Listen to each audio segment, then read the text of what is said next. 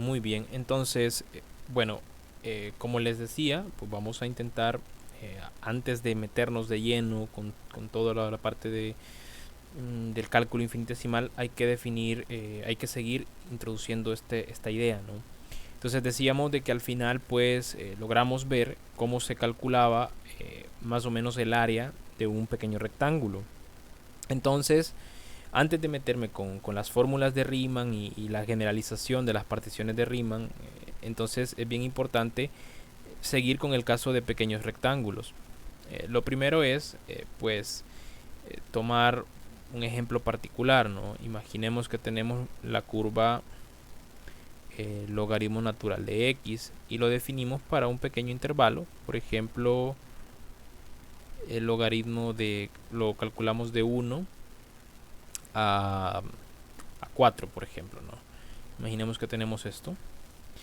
Entonces, para este caso en particular, pues yo puedo o yo busco intentar aproximar el área bajo la curva o bajo el logaritmo natural de x en este intervalo. Es decir, yo al final estoy intentando aproximar toda la parte que está por debajo de la curva en este intervalo.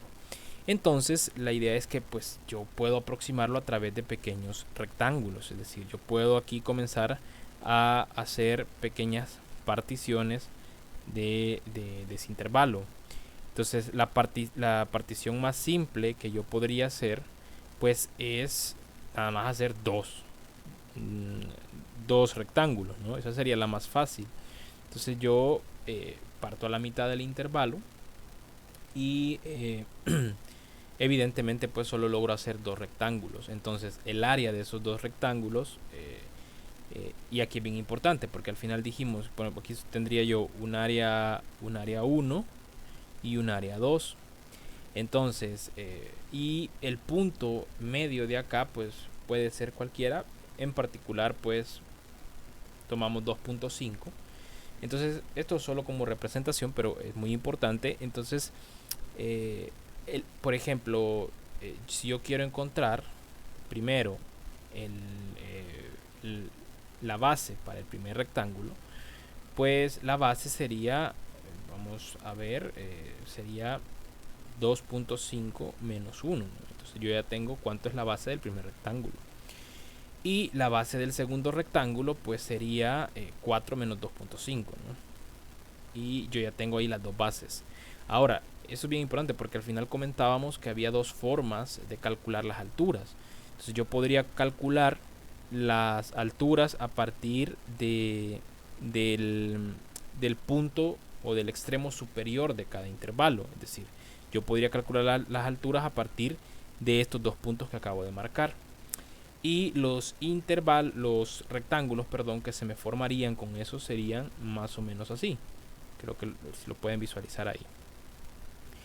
Y el otro quedaría un poco, vamos a ver, algo así, ¿no? Más o menos así. Esos serían los dos rectángulos que se me forman tomando como altura el extremo superior, ¿no? ¿Y qué pasa si yo tomo los extremos inferiores en lugar de los extremos superiores? Lo que pasaría es que entonces los puntos serían estos que están acá y los rectángulos, para cada intervalo me quedarían estos.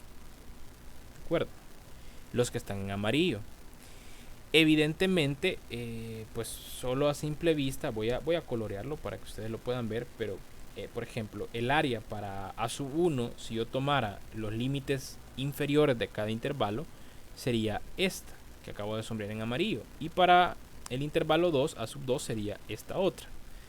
En cambio, si yo tomo los límites superiores, pues entonces el área ya cambia un poco más y el área sería todo eso que acabo de más o menos ahí marcar en azul, ¿no?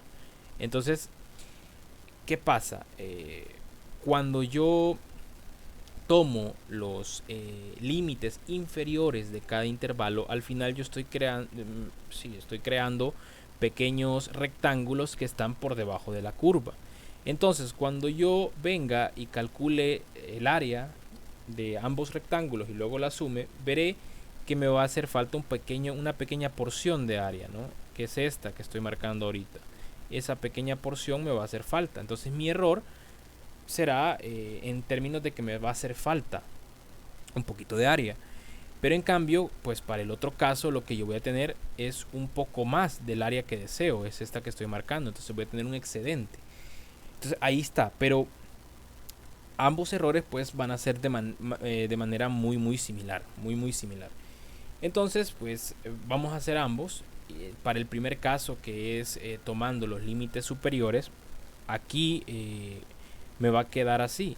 Para el intervalo de o para el primer intervalo, para el primer rectángulo, es decir, a sub 1 tomando los límites superiores, sería esta base multiplicado por f de 2.5, y el área 2 sería igual a esta base multiplicada por f de 4, ¿no?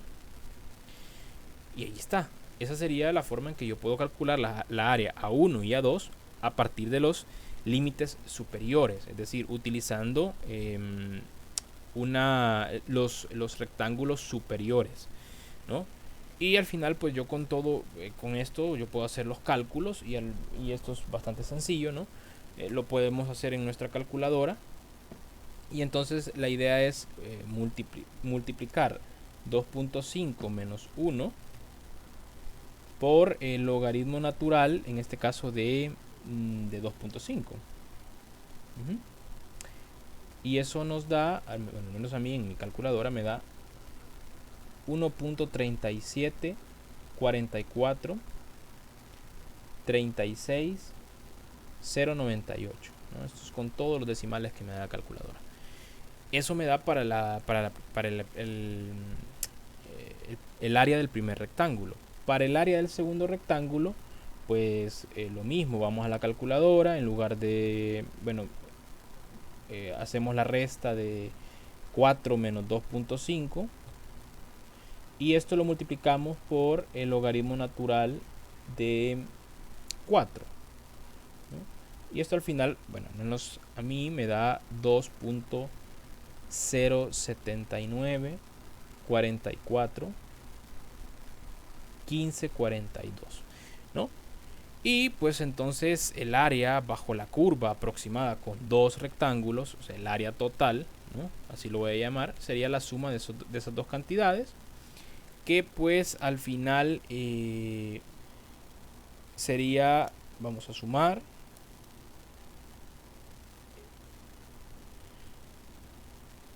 vamos a ver,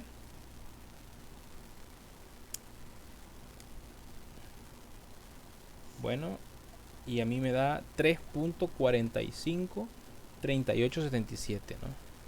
3.45 38 77 639, ¿no? Más o menos. Y ahora pues, lo interesante sería pues intentar realizar una aproximación del área total, pero ahora con los otros rectángulos, ¿no? Utilizando como altura el límite inferior de cada subintervalo, es decir, a sub 1 ahora pasaría a ser siempre la misma base, 2.5 menos 1, pero ahora multiplicada por f de 1. Y a sub 2, siempre 4 menos, perdón, aquí hay un pequeño error, vamos a ver, 4 menos 2.5, todo esto multiplicado por f de 2.5, y vamos a ver cómo cambia esto. Entonces para el primer caso pues tendríamos igual, ¿no? Simplemente lo introducimos a una calculadora, y lo único que va a cambiar que en lugar de hacer logaritmo de 2.5 ahora hacemos logaritmo de 1, y esto nos da 0. Hay un pequeño error en el gráfico que ya vamos a ir corrigiendo, pero nada más era para poder mostrarlo. Y luego pues hacemos el cálculo de la siguiente área, y ahora sería 4 menos 2.5, pero luego lo vamos en 2.5, ¿no? y esto nos da el área anterior. Es decir, ahora lo que nos da es esta que está acá, 1.374436.098. Sí, se me pasó un pequeño detalle en el gráfico, ya lo vamos a corregir, pero ya veremos que esto no afecta a la idea que estamos desarrollando. Entonces al final, en este caso, como la primera área sería 0, el área total pues sería igual a esta. Vemos que hay una diferencia bastante sustancial, pero lo interesante sería ver cuál es el área real, para poder comparar. Y el área real pues sería, se puede calcular a través del cálculo infinitesimal, pero como todavía no lo hemos visto, yo la voy a colocar nada más, pero es el integral de 1 a 4 del logaritmo natural de x, ¿no? Y eso ya sé que algún día lo pueden hacer, pero solo lo vamos a escribir para ya luego ir mostrando cómo es que llegamos a esa parte. El área real es 2.545177.444, ¿no? Y entonces ahí tenemos el área, este es el área real bajo la curva, ¿no? Y hemos encontrado dos aproximaciones, una de 3.45 y una de 1.37. Vemos que ambas aproximaciones tienen más o menos el mismo error, ¿no? La primera, por ejemplo, difiere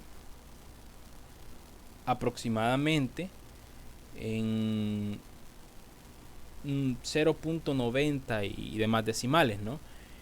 Mientras que la otra